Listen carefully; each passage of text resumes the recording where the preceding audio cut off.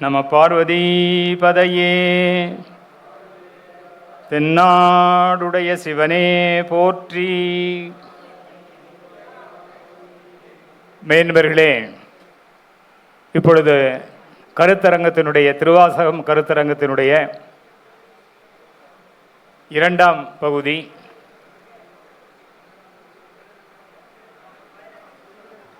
தொடங்குகிறது. இப்பொழுது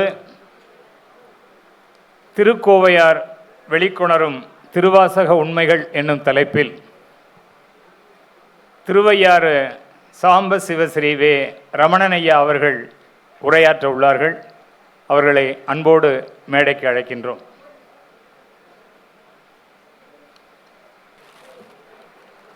ஐயா அவர்களுக்கு ஆண்டரசு உழவார திருப்பணிக்குழு பொறுப்பாளர் தலைவர் திரு முருகவேல் ஐயா அவர்கள் சிறப்பு செய்கிறார்கள். தென்னாடுடைய சிவனே போற்றி, எந்நாட்டவர்க்கும் இறைவா போற்றி, காவாய் கனக திரளே போற்றி, கைலை மலையானே போற்றி போற்றி. மெய்யன்பர்களே, திருவாசகம் என்ற தேன் அமுதத்தை பருகி வந்து கொண்டிருக்கின்றோம். கோவை பாடிய வாயால் பாவை பாடுக என எம்பிரான் மணிவாசக பெருமானிடம் அன்பு கட்டளையிட்டு கையெழுத்து சாத்தி எழுதியதெல்லாம் நாம் செய்திகளை நாம் அறிவோம். ஆனால் திருவாசகத்தில் திளைத்த அளவிற்கு திருக்கோவையார் எல்லோருக்கும் அவ்வளவு பரிச்சயமாக இருக்காது. பாடல்கள் ஒன்று ரெண்டு ஏதோ ஒரு குறிப்பிட்ட பாடல்களை தான் நாம் பார்த்திருப்போம்.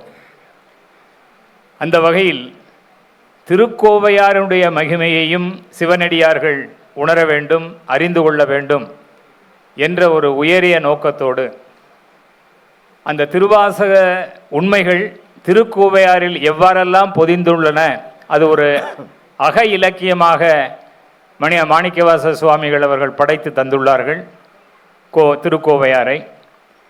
இதை நமக்கு உணர்த்துவதற்கும் அதனுடைய நுட்பமான செய்திகளை நமக்கு அறிவிப்பதற்கும் இன்று வருகை விருந்துள்ள திருவையாறு சாம்பவஸ்ரீ வே ரமணனையா அவர்கள் வடமொழி புலமையும் தமிழ்மொழி புலமையும் மிக ஆழமாக நுட்பமாக பெற்றவர்கள். அந்த வகையிலே அவர்கள் நமக்கு இன்று உரையாற்ற வந்திருப்பது நமக்கெல்லாம் கிடைத்த ஒரு பெரும் பேறு.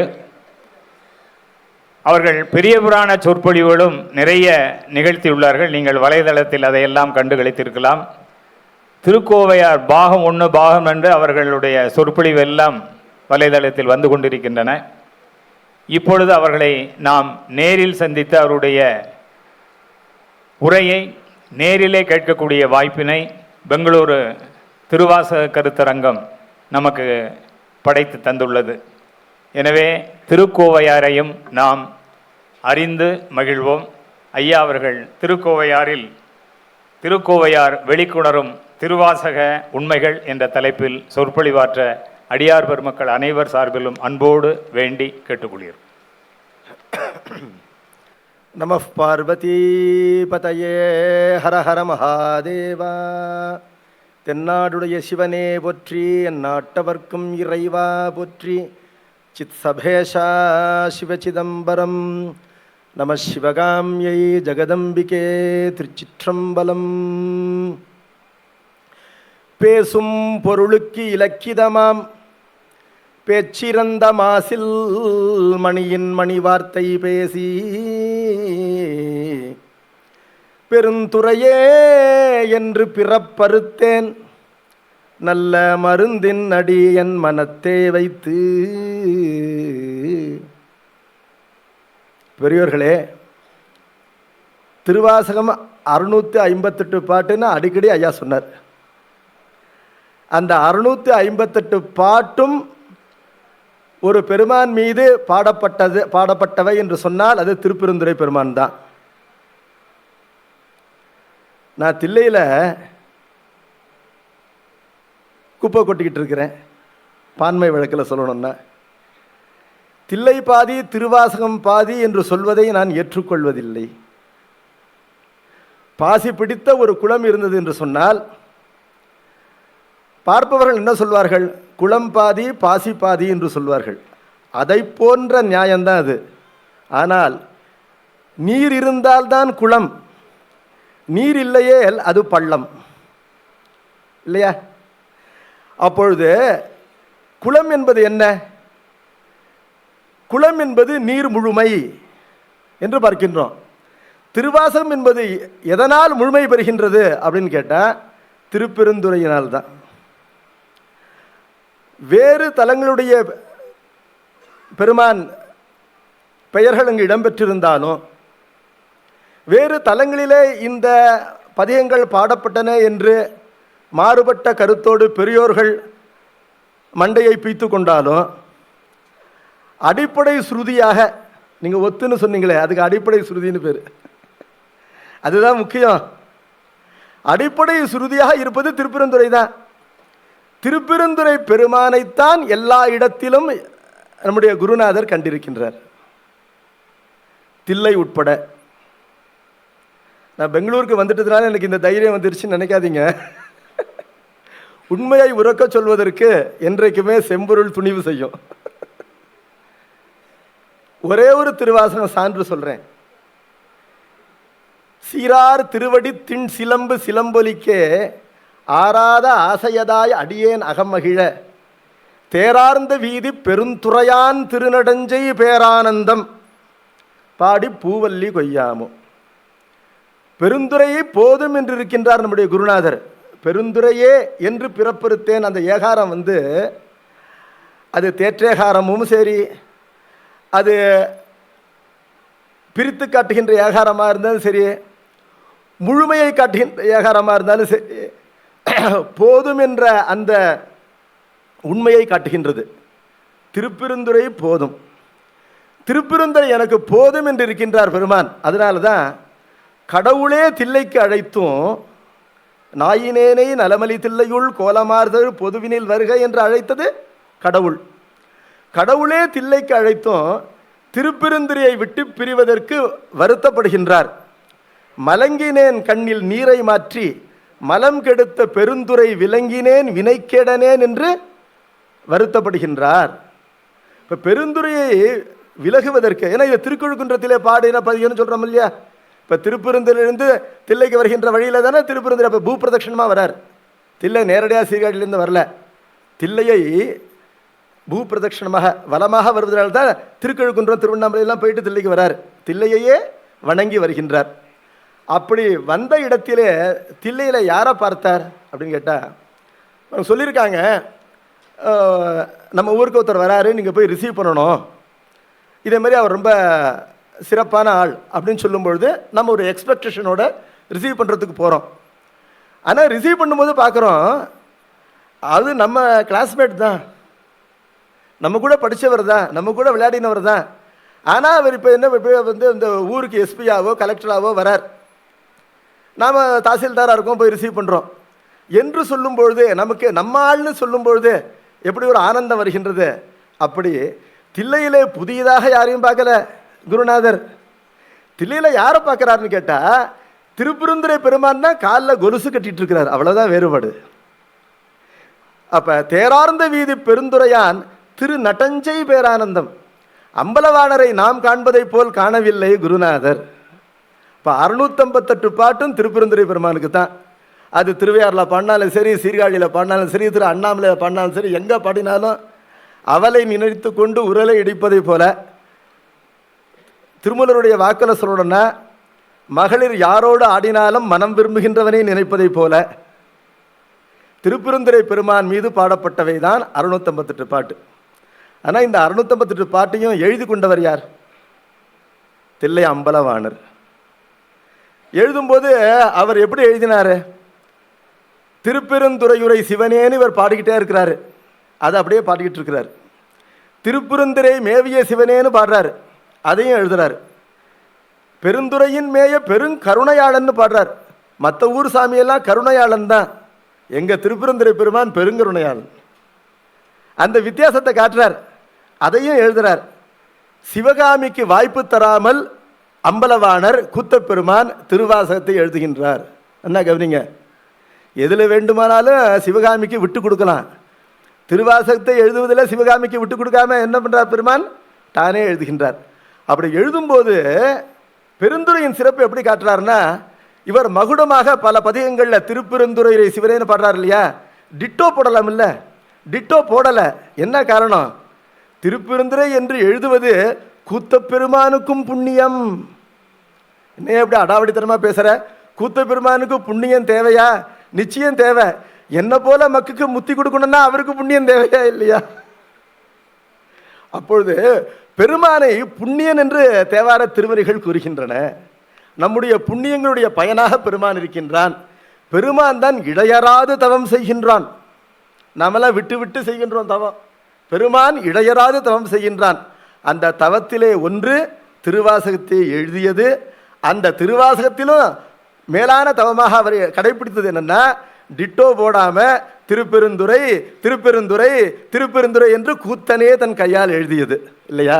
அப்ப பெருந்துறை என்ற உபாயம் போதும் என்று இருக்கின்றார் நம்முடைய குருநாதர்.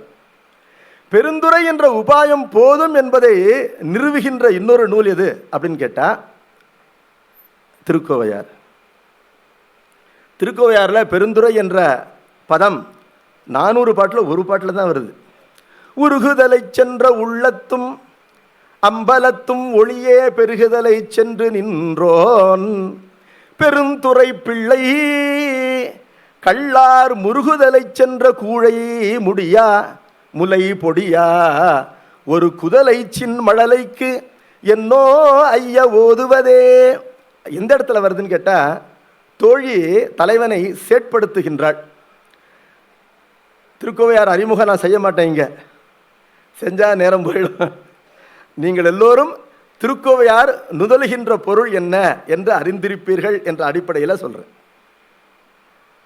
தலைவனை செயற்படுத்தும் போது பல காரணங்கள், பொய்யான காரணங்கள், இட்டுக்கட்டி படைத்து மொழின்னு சொல்லுவாங்க. நம்ம புரிஞ்சுக்கணும்னா இட்டுக்கட்டி சொல்றது.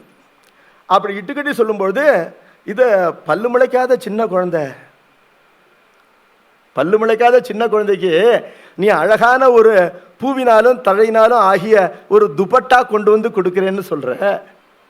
அந்த குழந்தைக்கு அதை எப்படி யூஸ் பண்றதுன்னு எப்படி தெரியும்? தலைவன் தன்னுடைய காதலை வெளிப்படுத்துவதற்கென்று ஒரு அழகான புதிய அலங்கார வஸ்திரம் தான், அலங்கார வஸ்திரம். அப்ப தலைவி ஆடை இல்லாது இருந்தாலும் அர்த்தமா? அதெல்லாம் கிடையாது. ஒரு அலங்கார வஸ்திரங்கிறது என்றைக்குமே சிறப்பு. வஸ்திரத்துக்கு மேல அணியிறது. தன் அன்பினை வெளிப்படுத்துவதற்காக தலைவன் என்ன பண்றாரு? புது மலர்களாலும் புது தழைகளாலும் தன் கையினாலே தானே தயாரித்த, கடையில வாங்காத, தானே செய்வது என்பது அன்பினை வெளிக்கொணர்வது. நீலகண்ட யாழ்ப்பாணர் தான் வாசிக்கின்ற யாழை தானே அமைத்தார். ஆனாய நாயர் தான் வாசித்த குழலை தானே அமைத்தார்.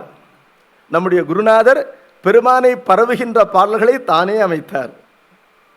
பராவமுது என்றதனை சொல்கின்றார் திருஅண்டபோதி கடைசியில. பராவமுது ஆக்கினன் அப்படிங்கிறார். பராவமுது என்பது என்ன? பரவுவதற்கு பயன்படுகின்ற அமுதமாகின்ற திருவாசகம். பெருமானை பரவுவதற்கு பயன்படுகின்ற அமுது. ஏன்னா போற்றவி காட்டுகின்றோம், நாம போற்றுதலாகின்ற அவியை காட்டுகின்ற காரணத்தினாலே பராவுகின்ற அமுதமாக செய்தான். ஆனால் செய்தா பெருமான் என்னை செய்ய செய்தான். பிரமன்மால் அறியா பெற்றியோன் பராவமுது ஆக்கினன், அது தன் செய்கை என்று பெருமான் செய்கை. இப்பொழுது பெருந்துறை பிள்ளை என்று தன்னை கூறுகின்றார். இந்த இடத்துல 400 பாட்டில் தில்லை 400 பாடலிலும் வருகின்றது. தில்லை என்றோ அம்பலம் என்றோ சிற்றம்பல கூத்தன் என்றோ எப்படியோ ஒரு விதமாக தில்லை சஜஸ்ட் ஆகிடும். 400 பாடலிலும் தில்லை வந்தாலும் ஒரு பாடலிலே பெருந்துறை வருகின்றது. அந்த பாடலிலே தன்னை பெருந்துறை பிள்ளை என்று கூறிக்கொள்கின்றாரே அல்லாது தில்லை பிள்ளை என்று கூறிக்கொள்ளவில்லையே. அதுதானே திருவாசகத்தை சுருக்கிட்டாருங்க. தன்னை எப்படி சொல்றாரு? பெருந்துறை பிள்ளைங்கிறார். இந்த திருக்கோவையார் குறிப்பை கொண்டுதான் பட்டினத்தடிகள் 11ஆம் திருமுறையில பெருந்துறை பிள்ளை முதல் முறையாக நம்முடைய குருநாதரை பெருந்துரை பிள்ளைன்னு சொல்றது பட்டினத்து பெருமான். அவர் அவ்வாறு சொல்வதற்கு வைத்தது எது? இந்த உருகுதலை சென்ற உள்ளத்தும் என்ற திருக்கோவையார்னு பார்க்குறோம். அந்த பெருந்துரைங்கிற மார்க்கம் எளிய மார்க்கமான்னு கேட்டால் அதில் ஒரு ஸ்டாச்சுட்டரி வார்னிங் கொடுக்குறார். என்ன வார்னிங்னா, பேணொணாத பெருந்துரை பெரும் தோணி. பிறவியாகின்ற கடலை கடப்பதற்கு இந்த பெருந்துரையாகின்ற படகு பயன்படும். ஆனால் இது பேணுதற்கு அரிது. இந்த படகு செலுத்துறதுங்கிறதுக்கு கொஞ்சம் சாமர்த்தியம் வேண்டும் என்று பார்க்கின்றோம். ஐயா சொன்னார், பாவை பாடிய வாயினாலே கோவை பாடுக என்று எம்பெருமானே கேட்டு பெற்றது. திருவாசகத்தினும் திருக்கோவையார் வீசம் அதிகம் என்று நான் கூறப்போகின்றேன். இது சோசோமி ஐயா திருவாசகத்தை சொல்லி நம்முடைய உள்ளத்தை எல்லாம் உருக்கிய பிறகு சொல்ல போகின்றேன். ஏன் அப்படின்னு கேட்டால், ஐயா ஏற்கனவே சொல்லியிருக்கார், சொல்லிய பாட்டின் பொருள் உணர்ந்து சொல்லுவார்னு. சொல்லிய பாட்டின் பொருளை உணர்தல் என்பதற்கு ஒரு எல்லை உண்டா? பொருள் உணர்ச்சிக்கு ஒரு எல்லை உண்டா? கிடையாது. நம்பியார் அவர் சொல்லும்போது, சொற்பொருளாய் சுருங்கா மறை நான்கினையும் ஓதினான் அப்படிங்கிறார்.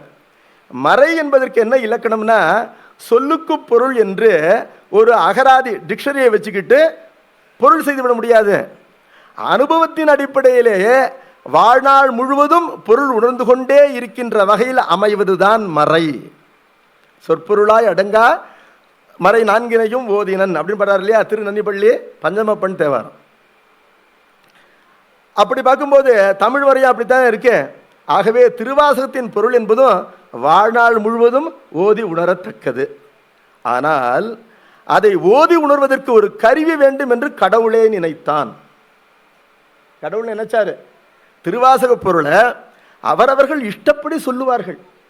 அதெல்லாம் நம்ம அவங்களை குத்தம் சொல்ல முடியாது. என்ன காரணம்னா, அறியாமையாகின்ற அந்த திரை என்பது எல்லாருடைய உயிரையும் அந்த உள்ளத்தையும் மறைத்திருக்கின்றது. அதனால அவங்க தெரிஞ்சதை சொல்லுவாங்க. அப்போ அதில் குற்றம் காணுவது தவறு.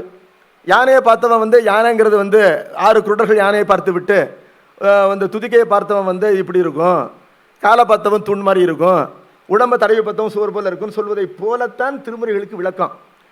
திருமுறைகளுக்கு தவறான விளக்கம் தந்துவிடக்கூடாது என்ற எச்சரிக்கை உணர்வோடு ஆங்காங்கு சேக்கிழார் பெருமான் மூவர் தேவாரத்திற்கு மட்டும் முனைந்து பொருள் வரைந்திருக்கிறார். திருப்பாசுரத்துக்கு சிறப்பாக செஞ்சிருக்கிறாரு. மற்ற இடங்கள்லையும் திருவெள்ளிக்குடி அந்த தேவாரத்தெல்லாம் சொல்லும்போது, இது வேள்விக்குடியிலே அவர் மணந்தார், திருத்திலே தழும்பினார் என்று கொண்டு கூட்டாக பொருள் செஞ்சிருக்காரு. இதெல்லாம் ஏன் அப்படி இவர் செய்யணும் அப்படின்னு கேட்டால், எங்கெல்லாம் வழுக்குப்பாறை இருக்கோ அங்கே கொஞ்சம் காஷன் பண்ணுறாங்க. இப்பொழுது திருவாசகத்திலேயோ வழுக்குப்பாறைகள் ஆங்காங்கு இல்லை, முழுவதுமே வழுக்குப்பாறை தான் திருவாசகம். அப்பொழுது திருவாசகத்தை இந்த மக்கள் நல்ல முறையிலே ஓதி உணர்ந்து ஓத வேண்டும். ஓதுதலால் உணர்தலும், உணர்தலால் தொடர்ந்து அன்போடு ஓதுதலும் நிகழ வேண்டும். திருவாசகத்தை ஏன் எல்லோரும் ஓதி உய்ய வேண்டும்? கூத்த பெருமானுக்கு ஒரு கடமைப்பாடு இருக்கின்றது. நமக்கெல்லாம் முக்தி கொடுக்குற கடமை சாமிக்கு இருக்கா இல்லையா? மாத கடைசியில் போலீஸ்காரனை அவங்க ஸ்டேஷன் எடுத்து கூப்பிடுவார். எத்தனை கேஸ் பிடிச்ச கேட்பாரா இல்லையா? அவர் கேட்குறாரோ இல்லையோ, சிவகாம சுந்தரி டெய்லியே கூத்த பெருமான எத்தனை பேருக்கு மோஷம் கொடுத்தீங்கன்னு கேட்பாங்க. என்ன ஐயா மாதிரியே பேசணும்னு ட்ரை பண்ணுறேன். அப்போதான் ஐயா நல்லா பேசுறாருன்னு தெரியும். அப்போ பெருமான் என்ன பண்ணுவார்? ஏதோ ஒரு ப்ரிட்டெக்ஷனில் தானே முக்தி கொடுக்க முடியும். சரி, இவர் திருவாசகத்தை ஓதி உணர்ந்தவர், இவர் திருவாசகத்தை உணர்ந்து ஓதியவர், இவர் திருவாசகத்தை ஓதி உணர்கின்ற நிலையிலே அங்கே போய் உடன் அமர்ந்தவர். இப்படி பெங்களூரில் இந்த கருத்தரங்கத்தில் இவர் இருந்தார். சரி, திருவாசகம் மட்டும் கேட்கல, திருக்கோவையாரும் கேட்டார். ஏதோ ஒரு காரணம் சொல்லி நம்மளாம் தள்ளி விடணும். அந்த கடமைப்பாடு கடவுளுக்கு இருப்பதனால திருவாசகத்தை ஒரு கருவியாக கடவுள் கொண்டிருக்கின்றான். திருவாசகத்தை உணர்ந்தால் கடவுளை உணர்வதாகும் என்பதனால அதான் செம்பொருள் துணிவு. உருவாசம் கொண்டு உரைத்த தமிழ் மாலை, கடவுளுடைய உரு மற்றும் வாசகத்தை கொண்டு உரைத்த தமிழ் மாலை. திருவாசகம் என்னும் தேன் கற்பாந்த காலம் கடவா கடல் கடக்க தெப்பமாய் வந்து எனக்கு சேர்ந்ததே. அப்பன் உரு வாசகம் உம்மை தொகை, அப்பனுடைய உருவத்தையும் வாசகத்தையும் கொண்டு உரைத்த தமிழ் மாலை திருவாசகம் என்னும் தேன். இப்பொழுது கூத்தப்பெருமான் திருவாசகத்தை எழுதி கொண்டதோடு அமையாமல் திருக்கோவையாரை பாடுக என்று பணித்து எழுதி கொண்டதற்கு 2 காரணம். என்னை போல பாபரனுக்கு தோன்றுகின்ற காரணம், கொஞ்சம் உன்னித்து பார்த்தால் திருப்பெருந்துறை 658 திருவாசகம் 658 பாட்டும் திருப்பெருந்துறை பெருமானுக்கே பாடப்பட்டிருக்கின்றன. ஒரு 400 பாட்டு எனக்கு பாடக்கூடாதா? தில்லை அம்பலத்தை பற்றி 400 பாட்டு பாடி வாங்கிக்கலாமே என்று சொல்லி பெருமான் சுயநலமாக எழுதி கொண்டுதான் இருக்கலாம்.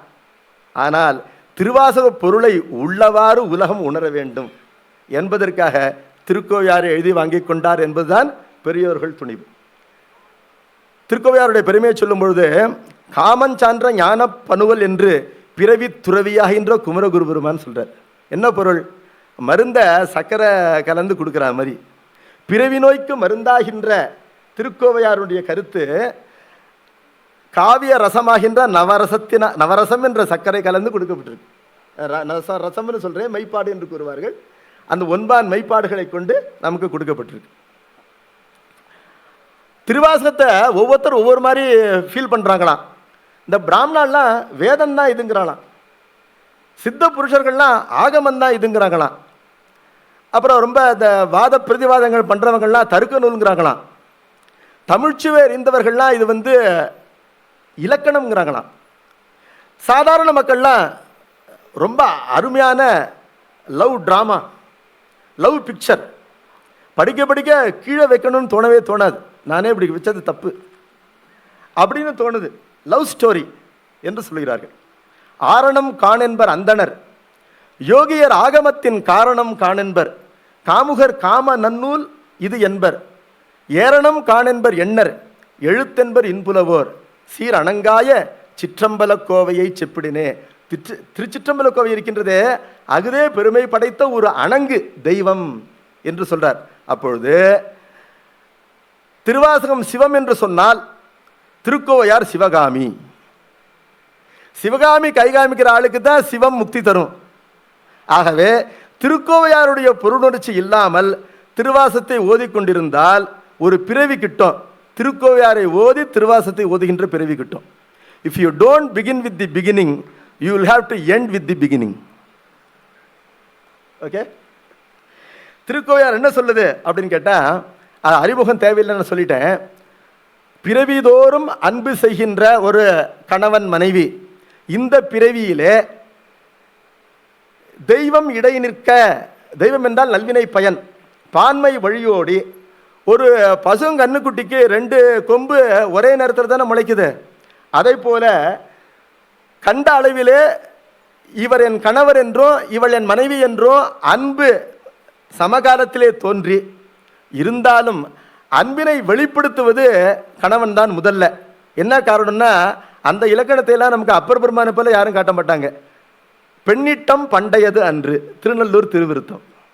பெண்ணிட்டம் பண்டையது அன்று, இட்டம் பண்டையது தான், இட்டத்தின் வெளிப்பாடு என்று அங்கு இலக்கணையினாலே பொருள் கொள்ள வேண்டும். அப்பொழுது அவர்கள் வேதம் நமக்கு அளிக்கின்ற பலவிதமான திருமண வகைகளிலே தலையாயது எதுன்னு சொன்னால் காதல் திருமணம் தானா. அதுக்கு காந்தர்வம் என்று பெயர். அந்த காந்தர்வ முறையிலே இருவரும் பெற்றோரோ சுற்றத்தாரோ உற்றாரோ உறவினரோ ஊர்மக்களோ கொடுக்க கொள்ளாமல் தானே தெய்வம் தர அந்த பெண்ணை பெற்று இன்புற்று வாழ்கின்றான். அந்த பகுதிக்கு களவு என்று பெயர். அதான் பெரும் பகுதி. அந்த களவு தான் திருப்பெருந்துறை. அதுக்கு பிறகு கல்யாணம் பண்ணிக்கிட்டு போய் இருக்கிறாரு. அந்த கல்யாணம் பண்ணிக்கிட்டு போய் தில்லையில் குடுத்தனம் பண்ணுறது தான் கற்பு என்று சொல்லப்பட்டது. அப்போ கற்பினும் களவே சுவை பயப்பது. கற்பிலே பிரிவு பெரிதாக பேசப்படும், களவிலே சேர்க்கை பெரிதாக பேசப்படும். களவிலே சேர்க்கை அரிது என்றாலும் பெரிதாக பேசப்படும், கற்பிலே சேர்க்கை எளிது என்றாலும் அரிதாக பேசப்படும், சிறிதாக பேசப்படும் என்று பார்க்கின்றோம். என்ற காரணத்தினாலே நம்ம குருநாதருடைய அனுபவத்தையே சாமி என்ன சொன்னாரு, உலகிற்கு பயன்படும் வண்ணம் உரைப்பீராக. இப்ப கடவுளே நம்ம திருவாரூர்களை பார்த்து கோவை பாடுக என்று சொன்னால், கோவை பாடுவதற்கு நம்முடைய குருநாதரை விட பொருத்தமான ஆள் இல்லை என்று பெருமான் நினைத்திருக்கிறான். அப்படி பார்க்கும் பொழுது சின்ன இடத்துலேருந்து போவோம். திருவாசகத்தினுடைய பேருண்மைகளிலிருந்து ஸ்மால் டீடைல்ஸ் ஃபேக்ட்ஸ் வரையிலும் எல்லாமே திருக்கோவையார் என்ற கிளாஸ் அந்த கண்ணாடி போட்டுக்கிட்டு பார்த்தா முன்னர் புரிந்ததை விட நன்றாக தெற்றன நமக்கு உள்ளத்திலே உணரலாகும் என்பதற்கு ஒரு சில எடுத்துக்காட்டுகள் மட்டும்தான் சொல்ல போகிறேன். திருவாசகத்தில் அடிக்கடி பயில்கின்ற சொற்களை பார்த்தோம்னா தாய் என்ற சொல்லும் நாய் என்ற சொல்லும் அடிக்கடி வருதா? வருது. நாய் எங்கெல்லாம் வருது?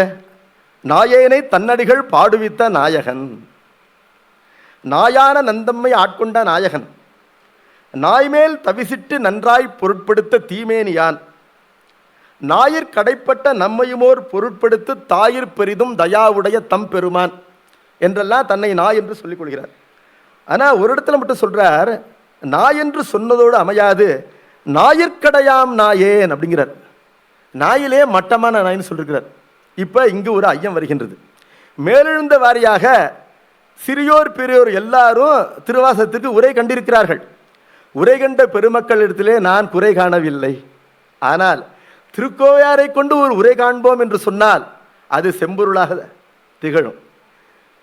திருக்கோவையாரில் நாய் ஒரு இடத்துல தான் வருது. என்ன, திருக்கோவையார் திருவாசகத்தை சுருக்கி கொடுப்பது, ஆனால் எங்கெல்லாம் ஐயா இருக்கோ அங்கே மட்டும் முடிச்ச விழ்ப்பது என்று பார்க்கின்றோம். ஞாயிற்கடையாம் நாயினா என்ன அர்த்தம்? நான் நாய். நாய் என்று சொல்வதற்கு பெரியோர்கள் கொடுக்கின்ற விளக்கம், நாய் உண்டு உமிழ்ந்ததை மீண்டும் வெட்கமின்றி உண்ணும். நாமெல்லாம் அப்படி தானே, சாப்பிட்டா அல்வாவையே தான் சாப்பிட்றோம், திரும்பவும் கண்ட இன்பங்களே தான் நுகர்கின்றோம் இல்லையா? போதும் என்ற எண்ணம் வருதோ? இன்ப நுகர்ச்சிக்கே ஒரு கால எல்லை உண்டு. ஆனால் திரும்பவும் என்ன ஆகுது? பழைய குருடி கதவை திரடி என்று சொல்லி தானே போகின்றோம். அப்பொழுது நாயினுடைய பண்பு என்பது நம்மிடத்திலே பொதுவாக காணப்படுகின்ற ஒரு பண்பு தான். அப்போ அந்த நாயை விட மட்டமான நாயின்னு சொன்ன அது என்ன? அது சொறி பிடிச்ச நாயா? இல்லை மக்களிடத்திலே சாதி காணப்படுவதை போல நாயினிடத்திலே சாதி காணப்படுகின்றதா? சாதி எல்லா இடத்திலும் காணப்படுகின்றது, அது வேறு விஷயம். ஆனால் அந்த சாதியினால் தாழ்ந்த ஒரு நாயை கூறுகின்றாரா, இல்லை நோய்வாய்ப்பட்ட நாயை கூறுகின்றாரா, கண்ணு தெரியாத குருட்டு நாயை கூறுகின்றாரா, சொறி நாயை கூறுகின்றாரான்னா சொல்லலை. அவர் எந்த நாயை கூறுகின்றார் என்ற விளக்கம் திருக்கோவையாரில் தான் இருக்கு. திருக்கோவையார் நாயை பெருமைப்படுத்துகின்றது. எங்க சொல்றார் அப்படின்னு கேட்டால், திருக்கோவை 343 பொருள்வயிர் பிரிவு என்ற அதிகாரம் 24வது அதிகாரம், அதில் 12வது பாடல் நெஞ்சொடு புலத்தல். தலைவன் சம்பாதிக்கிறதுக்காக வெளியில் போயிருக்கான். அன்பான மனைவியை விட்டு சம்பாதிக்க வந்திருக்கிறேனே, என் மனசு கொடிய மனசு, கடிய மனசு, பேயோடு பழகினால் கூட பிரிதல் அரிது என்று பெரியோர்கள் கூறியிருக்கிறார்கள். தேவாரம் திருவாசத்திற்கு முன்னதே என்பதற்கு ஒரு சிறு எடுத்துக்காட்டு. பல எடுத்துக்காட்டுகள் உண்டு, கலந்துரையாடலில் பார்ப்போம். மூவர் தமிழ் திருவாசத்திற்கு முந்தையது என்பதற்கு பல காரணங்கள் இடையே வைத்திருக்கிறேன். சிற்றறிவு கட்டிய வரையிலும் கலந்துரையாடலில் வாய்ப்பு இருந்தால் பார்ப்போம். இப்போ சொல்கிறாரு, நாய்வையின் உள்ள குணமும் இல்லேனை நற்றொண்டு கொண்ட தீவையின் மேனியன் சிற்றம்பலவன். நாயிடம் இருக்கின்ற நல்ல குணங்களிலே யாதொன்றும் இல்லாத என்னை பெருமான் அடிமை கொண்டான். தொடர்ந்து சொல்லணும்னா, சிற்றம்பலமன்ன சின்மொழியை பேய்வையினும் அரிதாகும் பிரிவு எளிதாக்கு வித்து செய்வையிற் பொந்த நெஞ்சே அஞ்சத்தக்கது உன் சிக்கனவே. உன்னுடைய தைரியம் ரொம்ப மோசமானது, நான் பயப்படுறேன் உன்னுடைய தைரியத்தை பார்த்து அப்படின்னு சொல்கிறான். பேயோடேனும் பிரிதொன்று இன்னாது என்பர் பிறரெல்லாம் என்று பார்க்கின்றோம். இப்பொழுது நாயிட்ட என்ன நல்ல குணம் இருக்கு? நாயிடம் நல்ல குணம் இருக்கின்றது. அந்த குணம் என்கிட்ட இல்லைன்னு சொல்றாரு.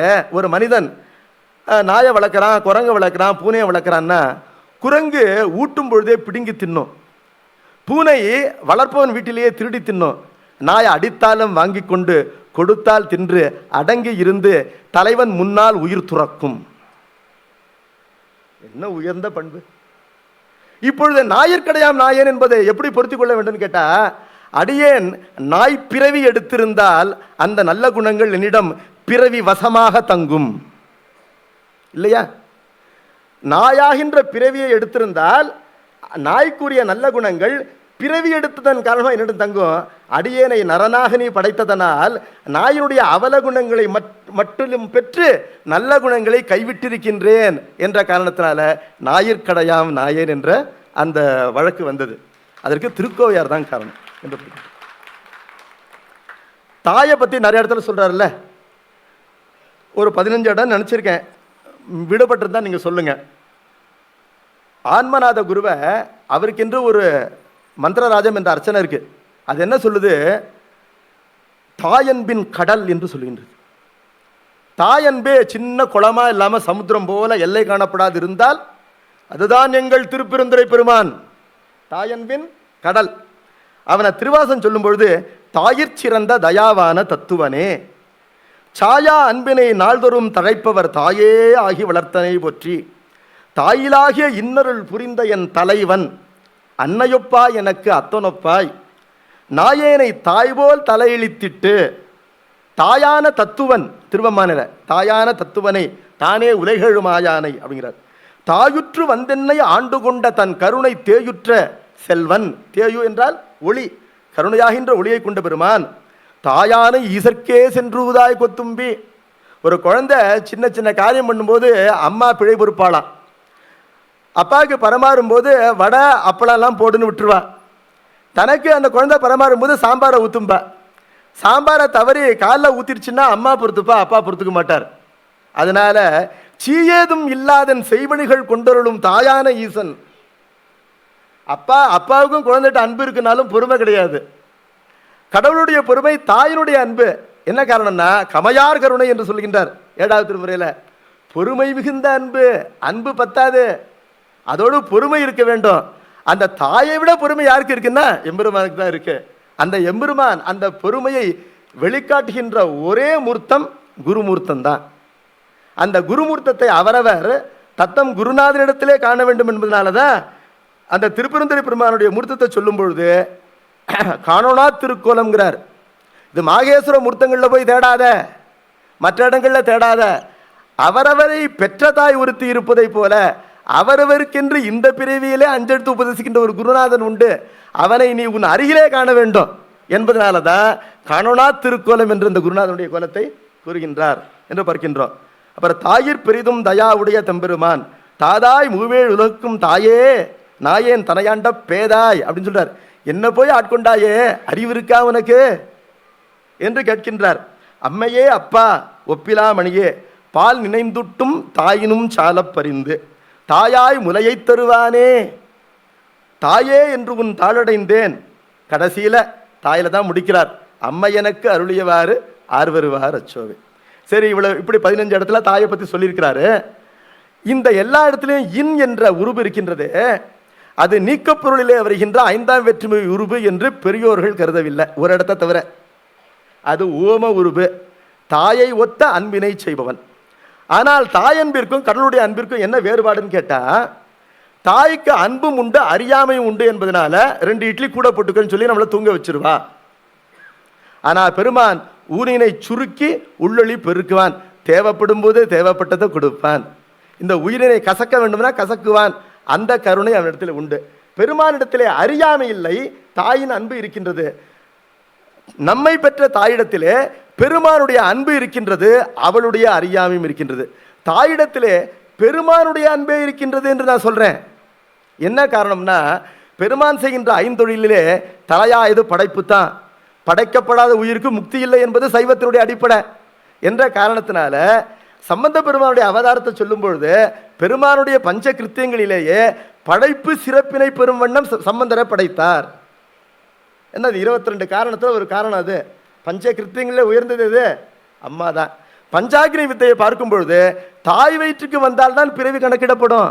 ஆகாசத்தில் இருக்கும் போதும் பிறவி கணக்கிடப்படாது, பூமிக்கு நீரா வந்தாலும் பிறவி கணக்கிடப்படாது, தந்தை வயிற்றிலே விந்துவாக இருந்தாலும் பிறவி கணக்கிடப்படாது, தாய் வயிற்றிலே வந்த பிறகுதான் பிறவி, மனித பிறவி என்று கணக்கிடப்படுகின்றது என்பதனால தாயினுடைய அன்பு என்பது கடவுளுடைய அன்பிற்கு இணையானது, கடவுளுடைய அன்பு என்பது தாய் அன்பிற்கு இணையானது. இப்ப ஓம உருபு தான் அது, அது வேற்றுமை உருபு அன்று என்பதற்கு என்ன காரணம்னா, ஊமை என்பது அறிந்ததை கொண்டு அறியாததை உணர்த்துவது என்பதனால நாமெல்லாம் தாயன்பை நுகர்ந்திருக்கின்றோம். நமக்கு ஒரு குருநாதன் கிடைச்சார்னா அம்மா மாதிரி வச்சுப்பார், தாயான தத்துவன். இப்போ ஒவ்வொரு அம்மாவும் பெண் குழந்தைய கல்யாணம் பண்ணி கொடுக்கும்பொழுது அந்த குழந்தை பயப்படாமல் இருக்கிறதுக்கு என்ன சொல்லுவா, அப்பா என்னை வச்சுட்டு இருக்கிற மாதிரி உங்க ஆத்துக்காரன் உன்னை வச்சுப்பார், நீ பயப்படாம கல்யாணம் பண்ணிக்கோ சொல்றது இல்லையா? அதுபோல குருநாதனை கண்டாலும் பயப்படும். அதனால்தான் அவர் பையவே குடும்பந்து பாசமெனும் தாழ் உருவுகின்றார். இந்த உலக பற்றினை விட்டு விட்டு யான் எனது இன்னும் செருக்கறுப்பானுக்கு வானோர் உலகம் அப்படின்னு வள்ளுவர் சொல்லிருக்கார். நீ வா வானோர் உலகத்துக்கு அழிச்சிட்டு போறேன்னு சொன்னா வேண்டவே வேண்டாம். உன் ஒருத்தனுக்காக பலவற்றை நான் துறக்க வேண்டுமா என்று அஞ்சுவோம். அப்போ சாமி என்ன பண்ணுறாரு? பையவே கொடு போகின்றார். அந்த பெருமானுடைய அன்பு என்பது தாயை ஒத்த அன்பு. தாய் நம்மளை கஷ்டமான காரியங்களை செய்ய வைக்கிறதுக்கு கூட அன்பாக கொண்டு போய் இன்ட்ரோடியூஸ் பண்ணுற அந்த அன்பு. அதில் ஒரு இடத்துல மட்டும் தாயினும் சாலப்பறிந்து என்று வருகின்ற இடத்துல அந்த உண்மை காரணம் பற்றி இன் என்பது நீக்கப்பொருளில் வருகின்ற 5ஆம் வேற்றுமை உருவு என்று கடைபிடிக்கின்றோம். சரி, இந்த தாய் அன்பு என்பது ஆண்பாலருக்கும் பெண்பாலருக்கும் பொது தானே. ஆம்பளை குழந்தையா இருந்தாலும் பொம்பளை குழந்தையா இருந்தாலும் அம்மா நன்னா தானே வளர்க்குறார். ஆனால் தாயினுடைய அன்பினுடைய தேவை என்பது தாய்க்கு ஒத்த அன்பு இருந்தாலும் கூட தாய் அன்பின் தேவை என்பது ஆண் குழந்தையை விட பெண் குழந்தைக்கு அதிகம்.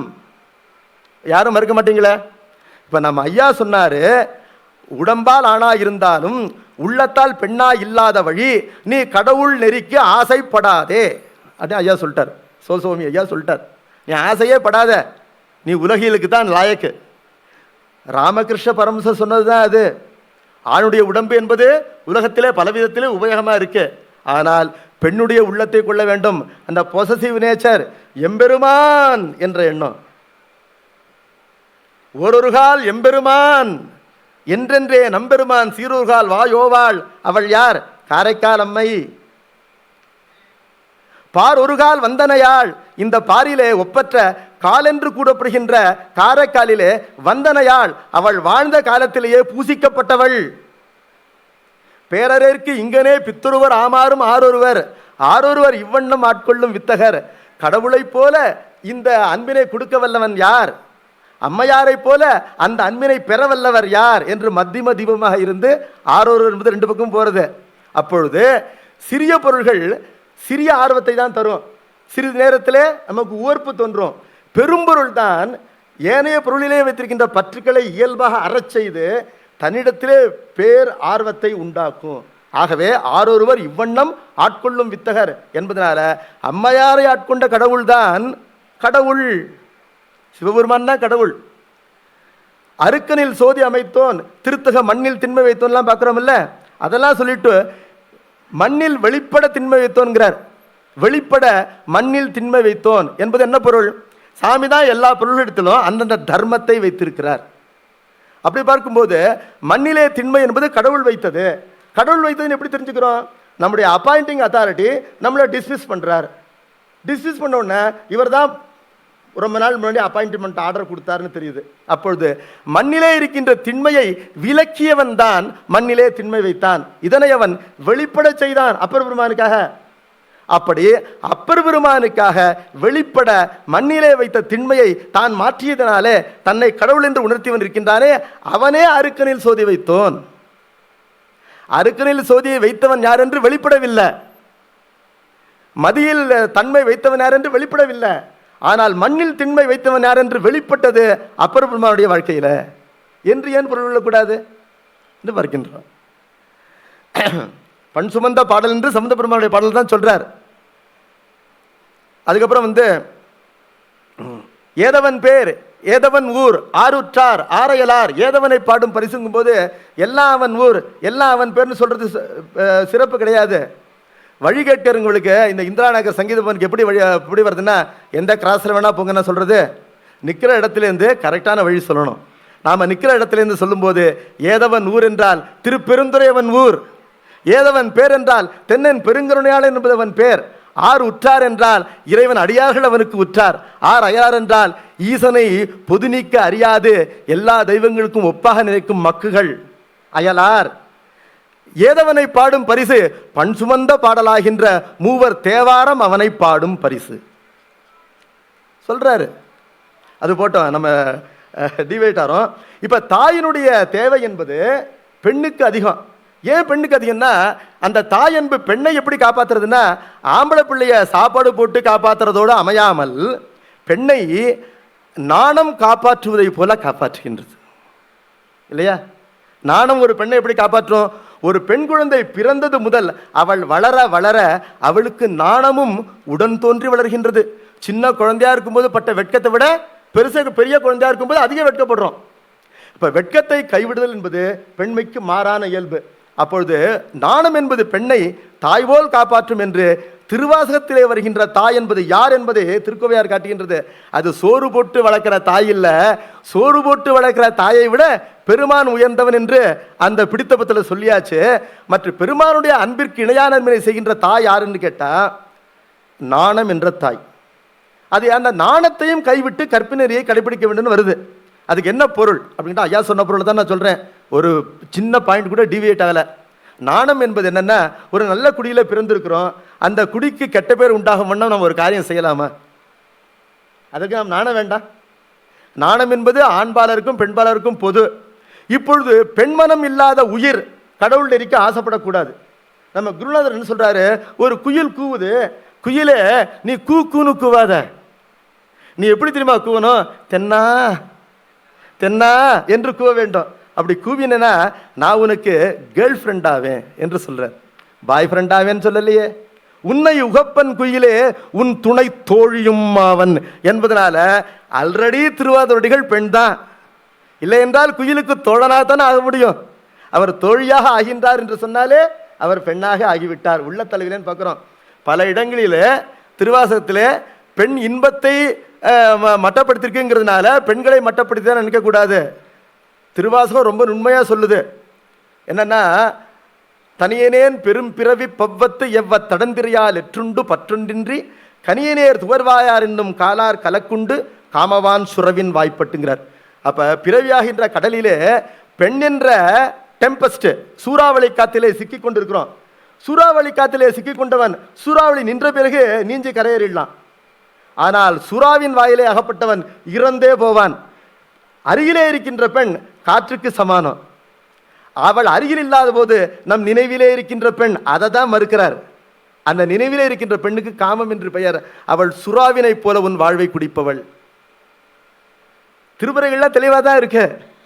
என்ன ஐயா கூட ஒரு பாட்டு சொன்னார், மாதர் திரைபுற காமச்சுரவெறிய. அந்த டிஃபரன்ஸை அடிக்கடி காட்டுறார் என்று பார்க்கின்றோம். இப்பொழுது திருவாசகத்திலே 15 இடங்களில் சொல்லப்பட்ட தாய் யாருன்னு கேட்டா உலக ஒழுக்கம். அந்த தாய், அந்த தாயையும் மீறி கடவுளுடைய அருளை பெறுவதற்கு முயற்சி செய்ய வேண்டும். அதற்கு நம்ம பெண்ணாக இருக்க வேண்டும். அன்னையையும் அத்தனையும் அன்றே நீத்தாள். எந்த அன்னையை நீத்தாள்? திருக்கோவையார்ல வருது, இந்த பாவி முதல்ல என்ன விட்டுட்டாடி அப்படின்னு நற்றாய் சொல்ற. பெற்ற தாய் என்ன சொல்ற, எல்லாரையும் விட்டுட்டு போனா, தோழியை விட்டுட்டு போனா, செவிலியை விட்டுட்டு போனா, தான் வளர்க்கிற கிளியை விட்டுட்டு போனா, அடிக்கிற பந்தை விட்டுட்டு போனா, ஆனால் எல்லோருக்கும் முன்னாக என்னை விட்டு விட்டு போனாள். அந்த யான் யாருன்னு கேட்டா நமக்கு உலகத்திலே உலகத்தோடு ஒட்டாது இருக்கின்ற செயல்களை செய்வதற்கு இருக்கின்ற நாணம். அந்த நாணம் என்பது அடியார்களுக்கு இல்லை. சிறுத்தொண்ட நாயனாருக்கு இருந்ததா? இயற்பை நாயனாருக்கு இருந்ததா? இல்லையே. அந்த அச்சம், அந்த கூச்சம் அவர்களுக்கு இல்லை. கூசாதார் நெஞ்சு தஞ்சே குடிகொண்ட குழகன்கான் கச்சியகம திருத்தாண்டவம். நேசன்கான் நேசர்க்கு நேசம் தன்பால் இல்லாத நெஞ்சத்து நீசர் தம்மை கூசன்கான் கூசாதார் நெஞ்சு தஞ்சே குடிகொண்ட குழகன்கான். அந்த கூச்சம் தான் தாய். அந்த தாயினும் சிறந்தவன் சங்கரன். அப்படி பார்க்கும்பொழுது அந்த தாயை பற்றி சொல்லும் பொழுது தோழி சொல்றா, தாயிற் சிறந்தென்று நான் தையலாருக்கு அந்நான் தகைசால் வேயிற் சிறந்த மென் தோழி தின்கற்பின் விழுமிது அன்று ஈங்கோயிற் சிறந்து சிற்றம்பலத்தாடும் எம் கூத்தப்பிரான் வாயிற் சிறந்த மதியிற் சிறந்த மதினுதலே.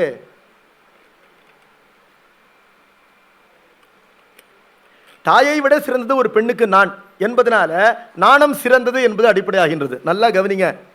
காசியை விட திருவையாறு அதிகம் நான் சொல்லுவேன் என்று சொன்னால் காசி அதிகம்னு அர்த்தம். காசி மிக உயர்ந்த ஊர், அதை விட உயர்ந்த ஊர் திருவையாறு. ஒரே காரணம் தான், காசிக்கு போற செலவு இல்லை. நான் பிறந்த ஊர்ல எனக்கு காசி கிடைக்குதுன்னா காசிக்கு போற செலவு இல்லை. That makes the only difference. Both are equal. இப்ப நாணத்தை விட கற்பு சிறந்ததுன்னா நாணம் மிகச்சிறந்ததுன்னு அர்த்தம். மாலரியா நான்முகனும் காணா மலையினா மாலும் நான்முகனும் பெரியவர்கள் அர்த்தம். அவர்களை இழிவுபடுத்தக்கூடாது. அயனோடு மால் நமக்கு அந்நியம் இல்லை வயனம் பெருவீர வானவராலே சொல்றாரா? திருமுறை சொல்லுது, திருமுறைக்கு எதிராக போகக்கூடாது. அப்ப தாய் போல நாணம் சிறந்தது. ஆனால் நாணம் கூட கணவனுடைய இச்சைக்கு ஆட்படும் பொழுது நாணம் கைவிடத்தக்கது. கணவன் குருநாதன் குருநாதர் சொல்றாரு, என்ன சொல்றாரு? நான் பிறந்த குலத்துக்கு ஏற்ற ஆச்சாரத்தை கடைபிடிக்கின்றேன். குருநாதர் சொல்றாரு, அதெல்லாம் இனிமே உனக்கு வேண்டாம், நான் சொல்றதை நீ கேட்டு நடந்துக்க அப்படின்னு சொன்னார்னா அந்த நாணத்தை கைவிட வேண்டும். அந்த நாணத்தை பற்றி சொல்லும்பொழுது, குலம் கொடுத்து கோள் நீக்க வல்லான், முதலிலே நற்குடி பிறப்பை கொடுப்பான், அப்புறம் என்ன பண்ணுவார் சாமி, அப்பூதரிகளை போல ஆக்குவார். குலம் கொடுத்து கோள் நீக்க வல்லான், அதை அப்படியே சுருக்கினார் நம்ம குருநாதர். குலங்கெடுத்தாய் கெடுத்தாய் என குற்றம், நாணத்தை நீக்கினாய், என்னிடத்திலிருந்த குற்றத்தை போக்கினாய். அப்பொழுது இதுவரையிலும் குணமாக இருக்கின்ற நாணம் குற்றமாக எப்பொழுது கருதப்படும், குருநாதன் கிட்டிய பிறகு கருதப்படும். கணவன் கிட்டிய பிறகு ஃபர்ஸ்ட் யாருக்கு யாரை ஏமாத்தவான்னா அம்மாவை தான் ஏமாத்துவாளாம். அன்னையும் அத்தனையும் அன்றே நீத்தாள், அதெல்லாம் கோவை சொல்லு. சரி, நமக்கு கொஞ்ச நேரம் இருக்கிறதுனால திருவாசகத்தினுடைய மெயின் மெசேஜ் என்ன அப்படின்னு பார்க்கும்போது, திருமுறைகள் முழுவதுமே மெயின் மெசேஜ் மகேஸ்வர மாகேஸ்வர பூஜையாகின்ற வழிமுறை தான். அதில் வருகின்ற மற்ற ஏனையெல்லாம் டீட்டெயில்ஸ் தான், ஃபேக்ட்ஸ் அண்ட் ஃபிகர்ஸ். ஆனால் எது நமக்கு பாதை என்று கேட்டால், இறைவனை வழிபடுக, இறைவன் அடியார்களை வழிபடுக, மாலர நேயம் மலிந்தவர் வேடமும் ஆலயம் தானும் அரணென தொழுதல் என்பதுதான் 12 திருமுறைகளுடைய சென்ட்ரல் தீம்.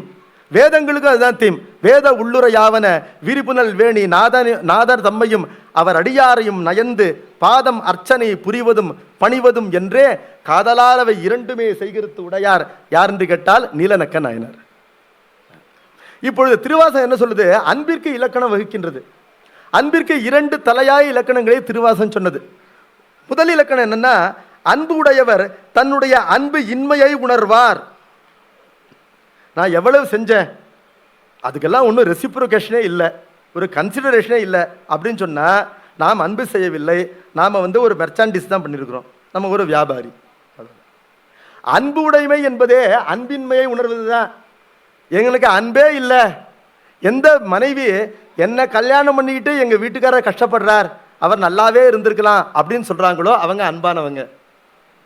எங்கள் அப்பா விவரம் தெரியாமல் இவனுக்கு கழுத்தை நீட்ட வச்சுட்டார்னு சொன்னால் அன்பு இல்லாதவர்கள்.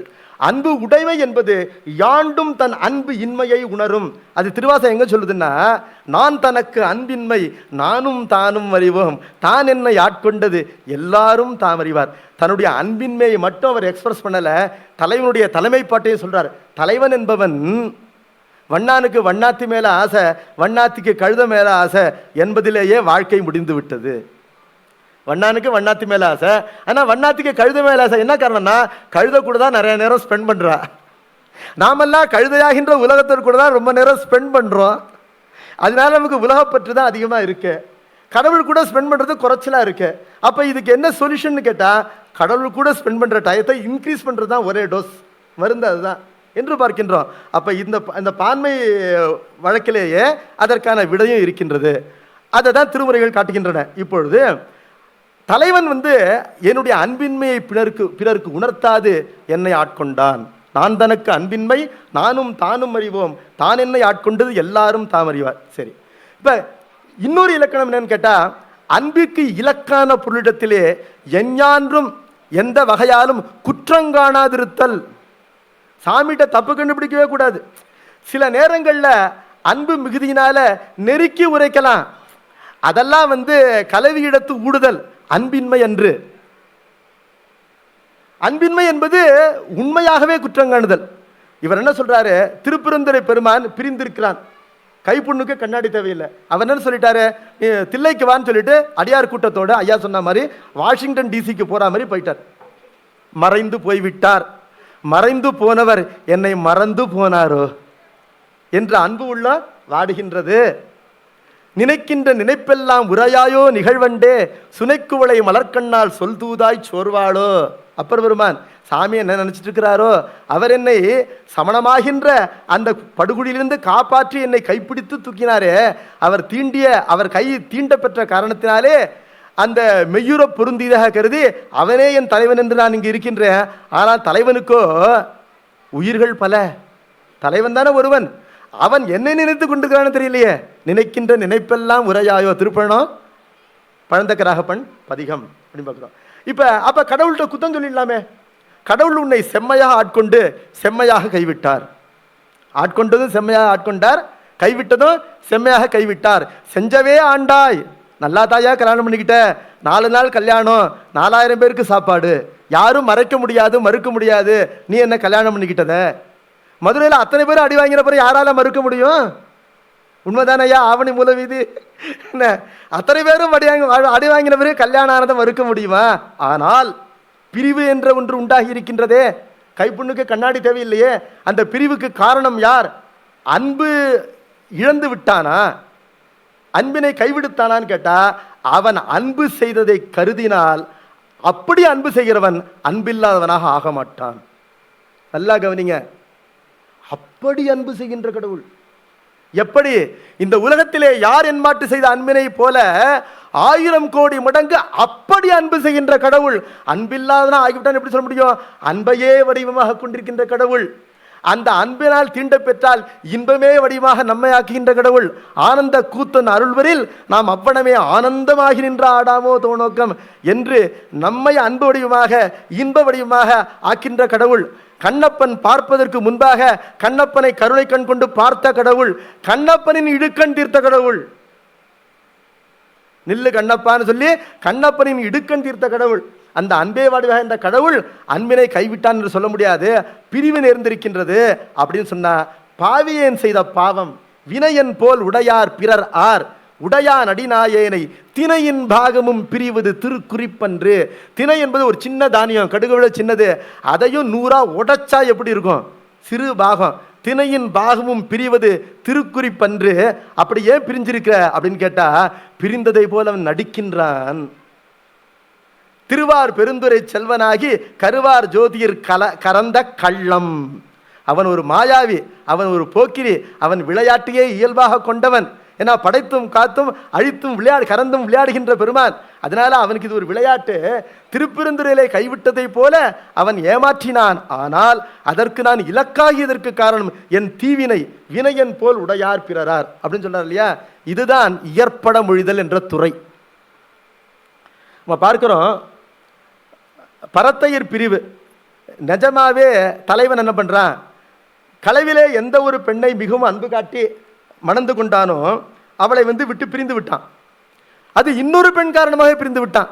இது ஒரு போதுமான காரணம் இல்லையா? கணவனை இயற்பழித்தலுக்கு, வீட்டுக்காரரை திட்டத்துக்கு இது போதுமான காரணம் இல்லையான்னு பாருங்க. நிச்சயம் போதுமான காரணம்.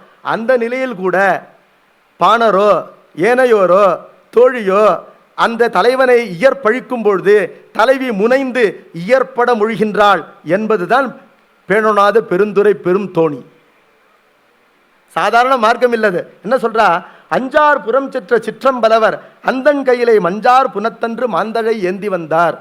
எனக்காக ஒரு மாவின் தலையை ஏந்தி வந்தாரே, அவர் செய்த அன்பு எப்படி இருக்குன்னா, யானையிட்டேருந்து காப்பாற்றினார், வெள்ளத்திலேருந்து காப்பாற்றினார்.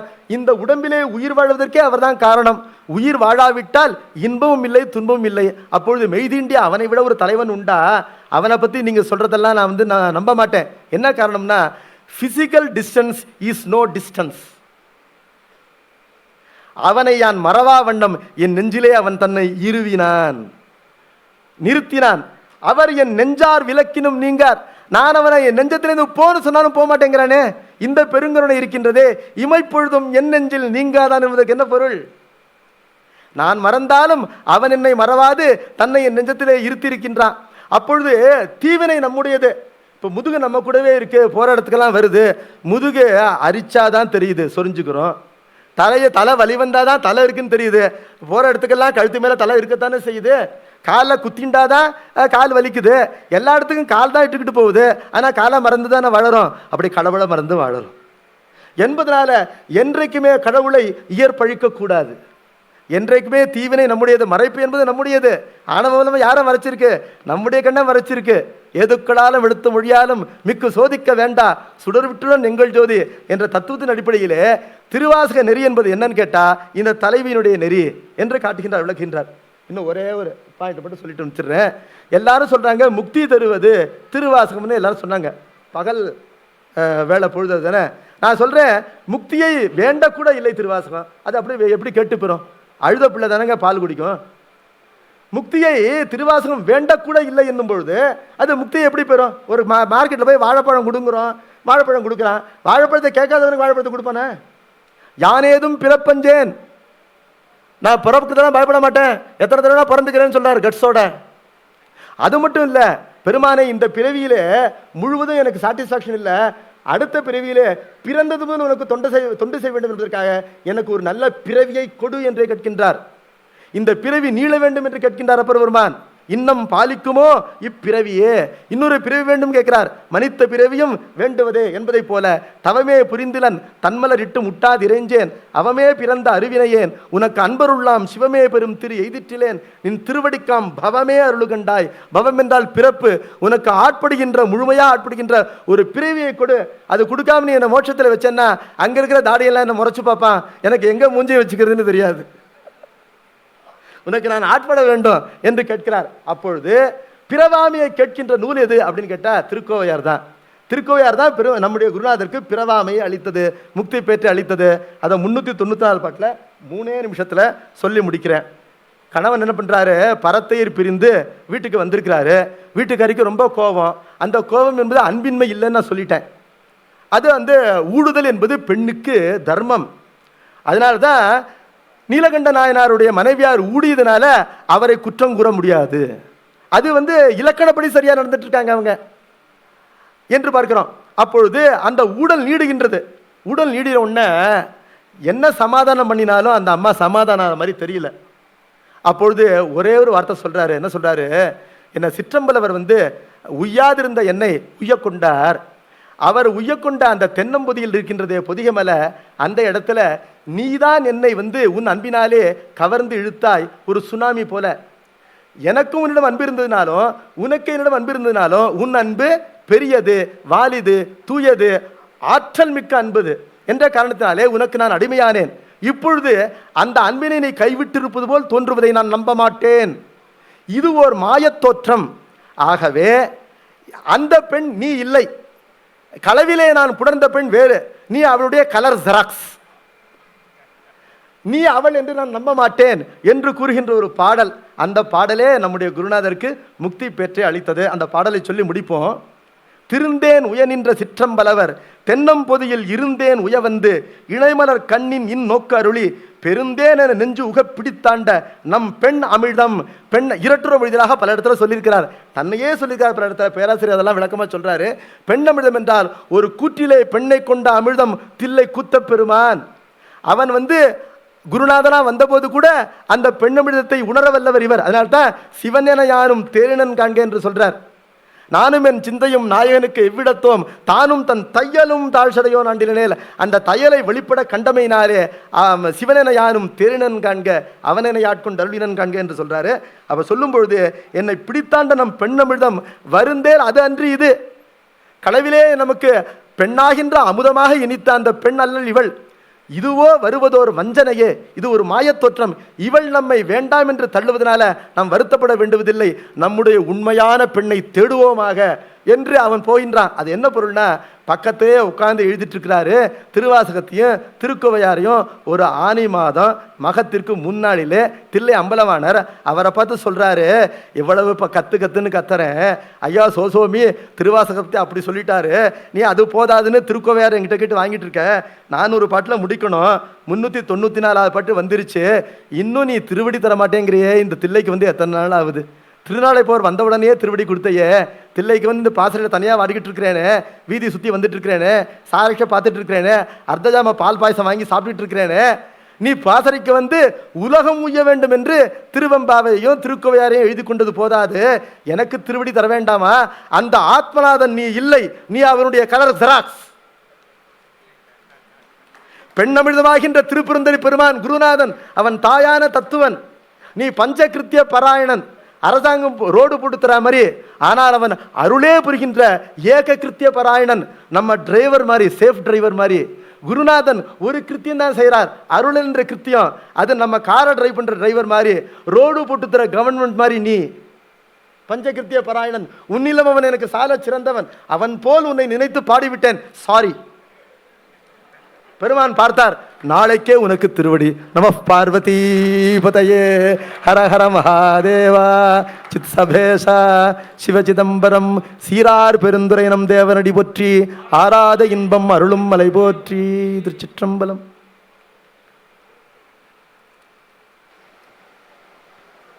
யாயும் யாயும் யாராகியரோ எந்தையும் நுந்தையும் எம்முறை கேளீர், செம்புல பெயல் நீர் போல அன்புடை நெஞ்சம் தாம் கலந்தனவே என அகத்துறையில் ஒரு பெண்ணும் தலைவனும் இணைவது போல மணிவாசக பெருமான் திருவாசகத்தில் சிவனை கண்டார், திருக்கோவையாரில்தான் அந்த முக்தி நிலையை கண்டார் என்று மிக அருமையாக சக்தியை கண்டார்.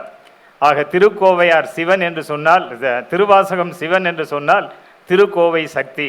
சக்தி போனால்தான் நம் முக்தி கிடைக்கும், சக்தி தான் நமக்கு முக்தி தர வேண்டும் என்பதை திருவாசகத்தையும் நீங்கள் உணருங்கள். அந்த மணிவாசக பெருமான் இறைவனை உணர்ந்தவர். பல வார்த்தைகளை அருமையாக சொன்னார்கள்.